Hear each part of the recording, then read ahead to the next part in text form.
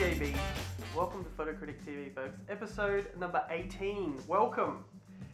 For those of you that don't know, to submit your photograph, just go to www.photocritictv.com, click on click to submit. I'll have a look at your photograph online on camera like we're doing right now, and if you're interested, take a look at my portfolio, www.dgbworldphotography.com. Let's do this, guys. We've got 3 entries today from Helene, Kylie and Tanya. Let's get into it. The first one is from Helene. Helene is shooting with the Canon EOS 550D and 18-55mm lens, and these are just some photographs of her children. Helene, your first photograph. I love the expression you've captured here. This is just a really cute photograph. Really nice moment you've captured between your son and daughter. I think that's definitely the best thing about the photograph. The composition is nice. Think about, I used to do this as well when I first started taking photographs, but the angle that you've chosen to shoot, like at a bit of a left angle, try and keep your lines straight. So I know it makes things a little bit more interesting when they're at an angle like that, but I would have probably just shot them straight up so that it looks as though, rather than your son kind of falling into the right of the photograph, and you can also see the floorboards in the background kind of as if the whole house is on an angle, I would have just straightened up your camera and just shot it straight on, just to add a little bit more to the realism, I guess, of the photograph. It also looks like you have used a flash here. So I never use a flash. Me personally, I never use a flash. Try and take advantage of the ambient light as much as you can.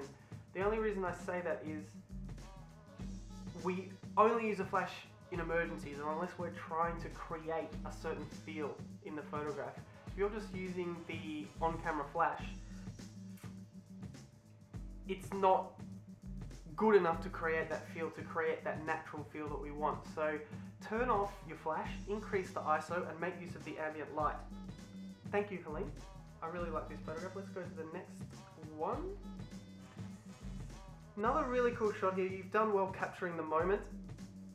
I take it this is also your son. He looks really happy, and this photograph definitely makes me smile. Good expression, great moment.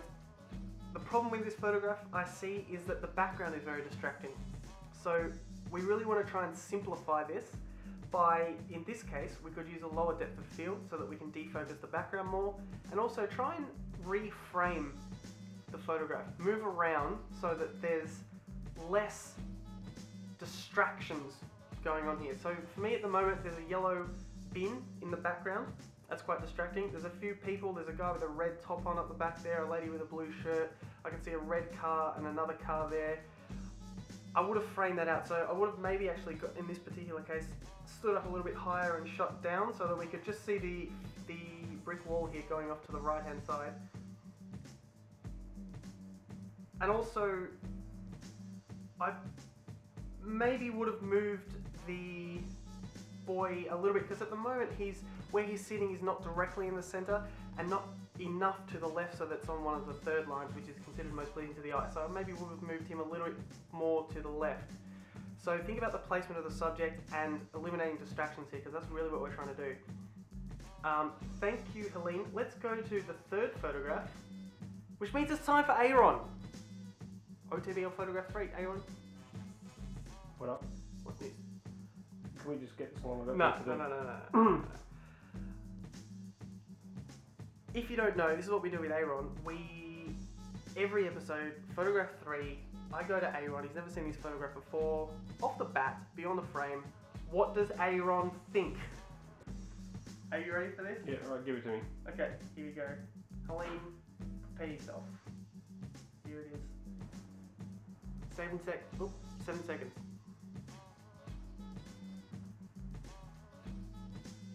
I don't even know what that is. Good point. Thanks, Aaron. Welcome. Thanks for that. It's actually, for the 3rd time in a row now, I've got something quite kind of half sensible out of you. Well, I do. Nice. So Helene, I think it's kind of obvious what Aaron's saying. He doesn't know what it is, and I agree with him. All we can really see in this photograph is a hand, and it's touching what looks like some kind of furry object. I still honestly don't know what it is, because I was going to say it looks like a pet, but then it looks like there's spikes coming out of the top of it. So unless that's some kind of furry reptile, I don't really know what that is. But I think that's the problem here. Both of us are struggling to work out what that is. What is the actual object? Don't know. So I can't really make a lot of comments on this, but if you'd like to let me know, just jump onto the bottom of the blog page and just write a comment so that we can work it out. Really, I'm not too sure what that is. Thanks, Aline. Let's go to the next entry next one's from Kylie. Let me just grab this photograph. So Kylie's saying she's shooting with the Canon 450D and the 18 to 55mm lens, and this is her teenage stepdaughter sick of her taking photographs. Okay, cool. So your teenage stepdaughter was your model. Let's go to the photograph. I've just had to move this one around a bit. Okay. I really like this photograph, Kylie. Really nice, good black and white conversion.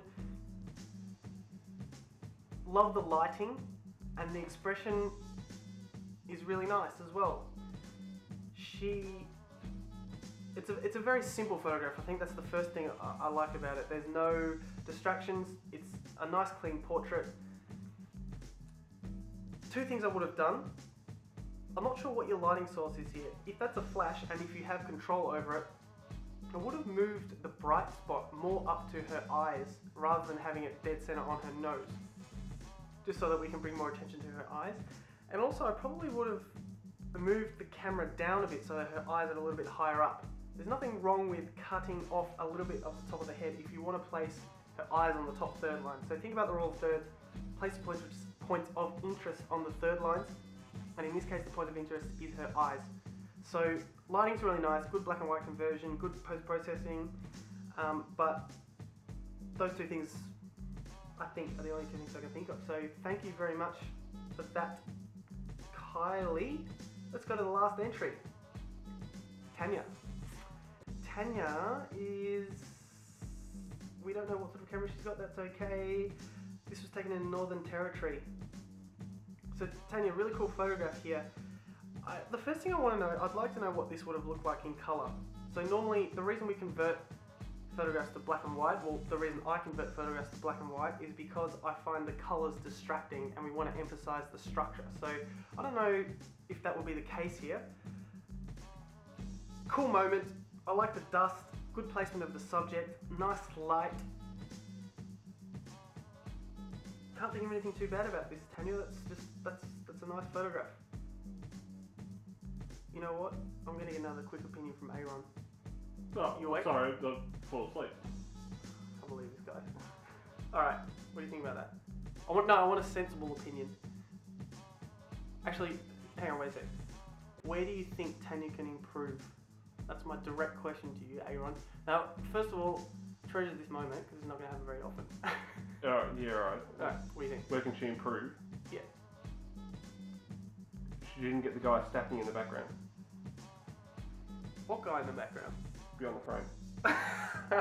Good call. I like it. I like where your head's at. Aaron wants to see an accident.